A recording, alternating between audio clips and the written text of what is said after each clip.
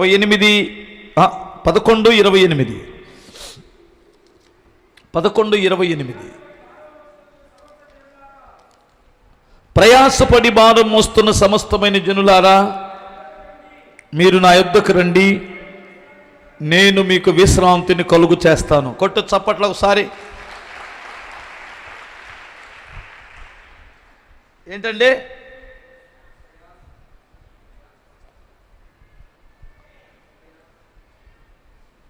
ఏం ప్రయాస అది?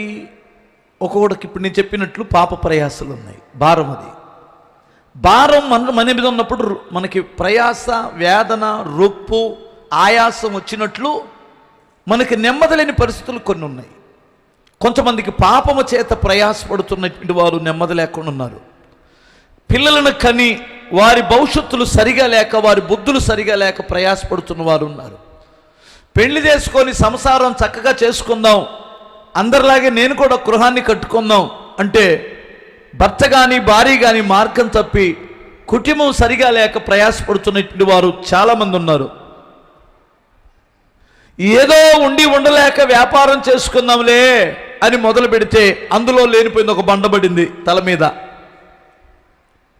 మూలిగే నక్క మీద తాటికాయ పడ్డట్టు. అది ఒక భయంకరమైన అప్పు భారం.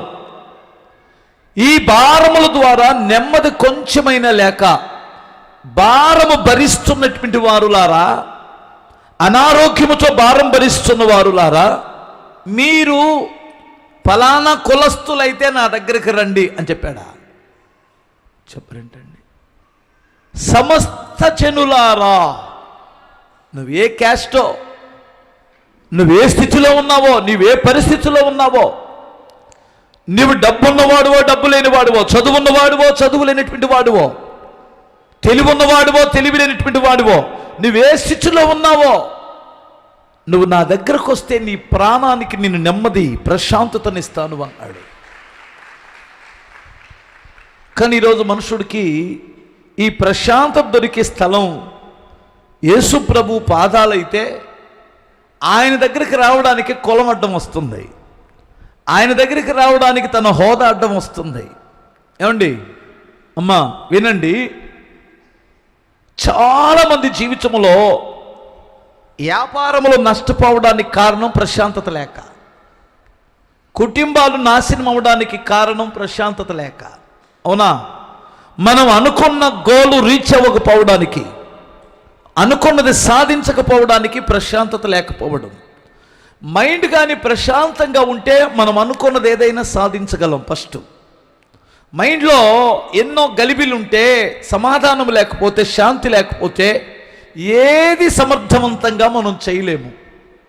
కానీ యేసు ప్రభు దగ్గర ఉన్న ప్రత్యేకత ఏమిటంటే, యోహాను సువార్త 14:27లో ఏమంటాడంటే, నేను లోకమిచ్చినట్లు కాదు, నా శాంతిని నేను మీకు ఇస్తాను రండి, నా శాంతిని మీకు ఇస్తాను రండి అంటాడు. హల్లెలూయా!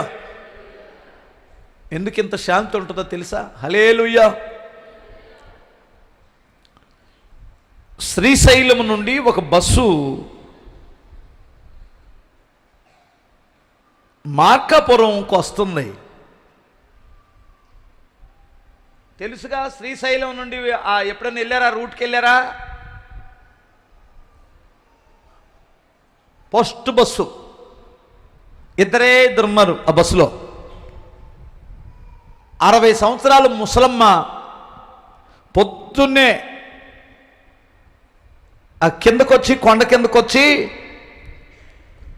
ఏదో కొన్ని పళ్ళు తీసుకొని వెళ్ళి ఆ శ్రీశైలం దగ్గర అమ్ముకుంటుంది.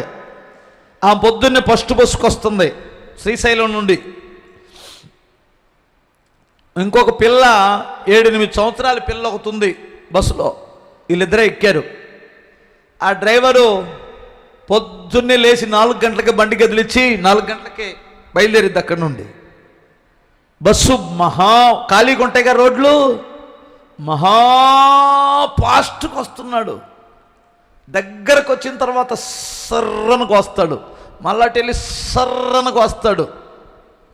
ఈ క్రమంలో ఈ ముసలమ్మ, ఓమ్మో, ఓ దేవుడు, అబ్బాయి, ఓ డ్రైవరు, నిదానంగా లేవయ్యా, ఈ లోయలో పడితే మన శవాలు కూడా తీయలేరు అని అంటుంది. సరే, ఆమెమో ఎరికేకలు పెడుతుంటే ముసలమ్మ, 60 సంవత్సరాలు దాటిన ముసలమ్మ, ఈ పిల్ల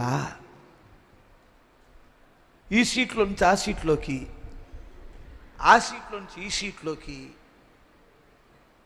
కోతి కొమ్మంచిలా ఆట ఆడుతుంది. అక్కడ ఏమేమో గుండెలు గుప్పిట్లో పెట్టుకుని ఉంది. ఈమెకు బాధ ఏంటంటే ఆ అమ్మాయి కూడా ఏదో ఒక సీటు పట్టుకొని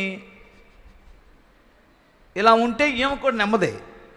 ఆ అమ్మాయి అటు ఇటు గెంతులేస్తుంటే తట్టుకోలేకపోయింది. ఈ పనికి మళ్ళీ పిల్లకి అర్థం కావట్లేదు, మనం ఏదో ఒక లోయలో పడి చచ్చిపోయే ప్రమాదం ఉంది అనుకుందేమో. ఏయ్ పిల్లముండా ఎట్రా అనింది. ఏంటి? ఆయన అక్కడి నుంచి ఒక దూకు వచ్చింది ఆ పిల్ల. ఏంటి అంటే, నీకు భయం లేదా? ఇది పడిపోతామే, వీడింత మిడివేలంగా తోస్తున్నాడు, వీడి మిడివేలపోడు అనింది. ఆ పిల్ల ఒక్క నవ్వి నీకు భయమా అనింది. మరి లోయల్లో ఎక్కడన్నా పడిపోతే వాడు అంత మిడివేలంగా తోలుతుంటే భయం కదా, పిచ్చిదానా అనింది. నాకు భయం లేదుగా అనింది. ఎందుకనే అనింది. బస్సు డ్రైవర్ మా నాన్న.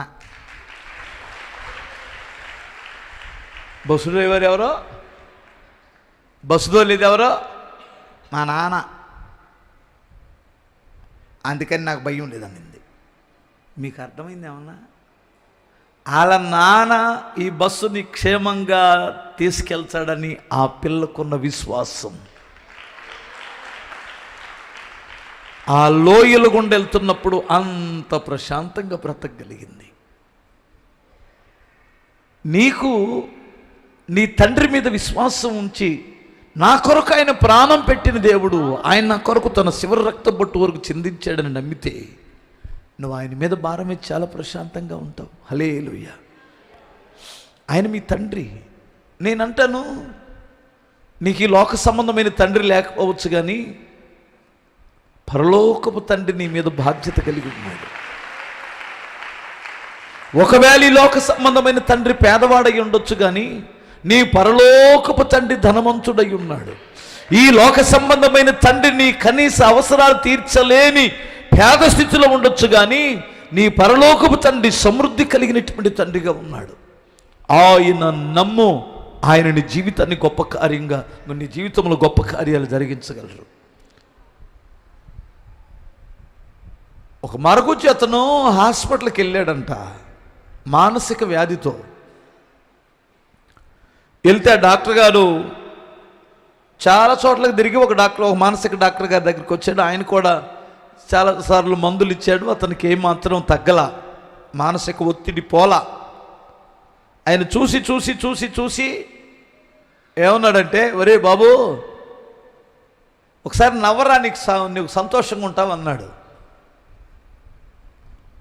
నవ్వొస్తే ఎందుకు నవ్వను సార్ డాక్టర్ గారు, అది రాకనేగా చదువుతున్నాను అన్నాడు. కొంతమంది చర్చీల్లో కూడా నవ్వితే మహానేరం. కొంపలమ్మట నవ్వచ్చు, రోడ్లమ్మట నవ్వచ్చు, చర్చీలో మాత్రమే బిగుసుకుపోయి.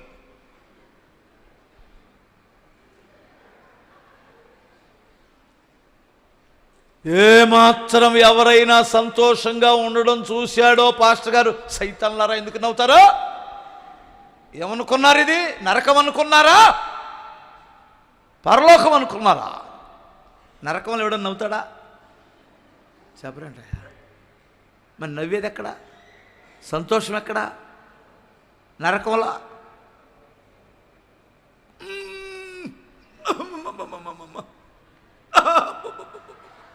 ఇదే కదా నరకం. జైల్లో ఎవడైనా నవ్వుతాడా? చెప్పరేంటమ్మా, చెల్లు బీచు. మీరు చూడండి, కుక్కలన్నిటిని పట్టుకొని కుక్కల బండ్లు వేస్తారు. కుక్కలన్నిటినీ కుక్కల బండ్లు వేస్తారు. అవన్నీ కాలు ఇలా దువ్వి గుర్ర అని ఈ బజార్ కుక్క ఆ బజార్కి వచ్చినా, ఆ బజార్ కుక్క ఈ బజార్కి వచ్చినా అస్సలు పొరపాటును ఒప్పుకోవు. ఎగబడి కరుచుకుంటుంటాయి. ఈ గోల తట్టుకోలేక చిత్రులాడుతుంటే కొన్ని కుక్కలు అక్కడ ఇసుక పోసుకొని తోలితే ఈ కుక్కలను చూసి కుక్కల బండి వచ్చింది. వీటన్నిటిని పట్టుకొని అందరు పడుకున్న తర్వాత దున్నపోతులు తిన్నట్టు తిని బౌలేస్తాయి.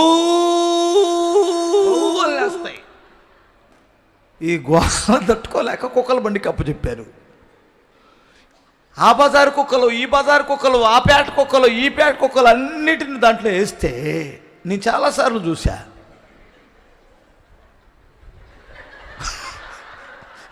దీన్ని అద్దగులుతున్నా, దాన్ని ఇద్దగులుతున్నా, దీని తోక దానికి ముడిపడ్డా, దాని తోక దీనికి ముడిపడ్డా, ఏంది నన్ను తగిలే కుక్క అయిందనేది కూడా చూడదు.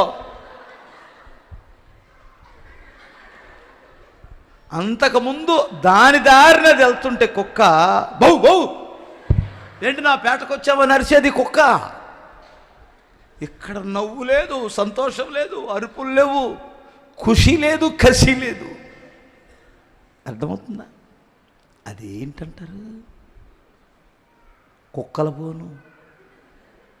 మనం కుక్కల బోన్లో ఉన్నామా? చెప్పరేంటమ్మా?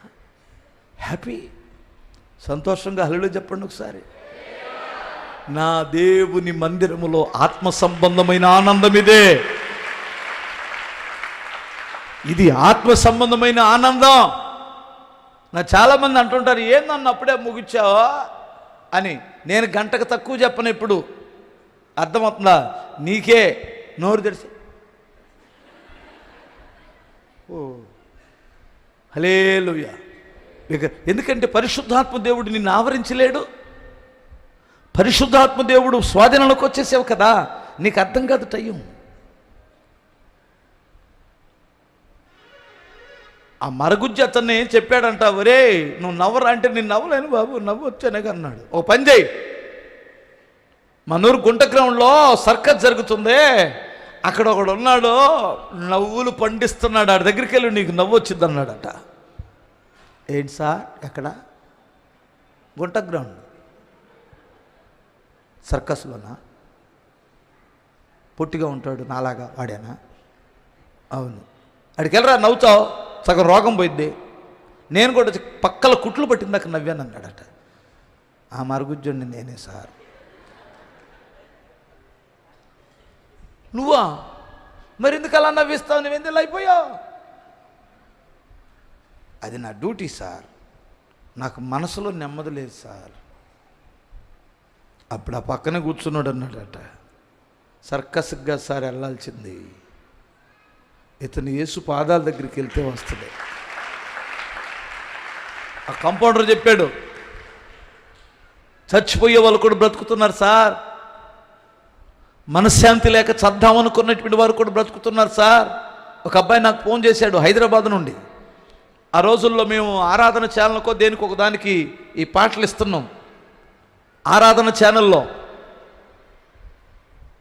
అప్పులైపోయి ఉరేసుకుంటున్నాడు. టీవీ వస్తానే ఉంది, ఆరాధన ఛానల్లో ఓ పాట వస్తుంది, నా సంపదల గని. అందులో ఒక చరణం వస్తుంది, ఏ దీవెన నోచుకోని ఈ దీన దరిద్రునికై ధనవంతుడైన నీవు దరిద్రునిగా దిగి వచ్చి, ఏ దీవెన నోచుకోని ఈ దీన దరిద్రునికై ధనవంతుడైన నీవు దరిద్రునిగా దిగి వచ్చి, శ్రీమంతుడా సిలువలో మరణించి సిరి కంటే మిన్నైన కృప కుమ్మరించినవయ్యా, నా సంపదల కనివి నా యేసయ్యా, సర్వస్వము నీవేనయ్యా, సమాధాన రాజా సంబరాలు చేయుచు గలమెత్తి పాడుకుంటును, నిన్నే నా హృదయములో కొలుచుకున్నాను. ఆమేన్, ఆమేన్. ఆ అబ్బాయికి ఆ మాట పట్టుకుంది. ఏ దీవెన నోచుకోని ఈ దీన దరిద్రునికై. ఇది అతని స్థితి. ఏ దీవెన నోచుకోని ఈ దీన దరిద్రునికై ధనవంతుడైన నీవు దరిద్రుని గదిగి రుచి శ్రీమంతుడా సిలువలో మరణించి సిరి కంటే మిన్నైన కృపకు మరించిన వెంటనే ప్యాన్కు ఉరిపెట్టుకున్నటువంటి వ్యక్తి దిగి ఆ పాట దగ్గర కూర్చొని ఆ పాట అయిపోయేసరికి నెంబర్ రాసుకొని నాకు ఫోన్ చేశాడు. కన్నీటి అరగంట మాట్లాడాడు. రోజు అబ్బాయి అరగంట మాట్లాడాడు. అన్న, నేను డబ్బు లేదు, నేనెందుకు కొరగానటువంటి వాడిని, ఇంట్లో పనికిరానటువంటి వాడిని అనుకున్నాను, కానీ నా యందు దేవుని కృప ఉందనే సంగతి నేను మర్చిపోయాను. నేను ఈరోజు చచ్చిపోవాలనుకున్న నేను నా నిర్ణయం మార్చుకుంటున్నాను. దేవుడు నా కృపనివ్వమని ప్రార్థన చేయమని ప్రార్థన చేయించుకున్నాను. అతనికి ఆ పాటలో ఉన్న యేసయ్యను గురించిన మాట తన జీవితానికి ప్రశాంతత ఇచ్చింది.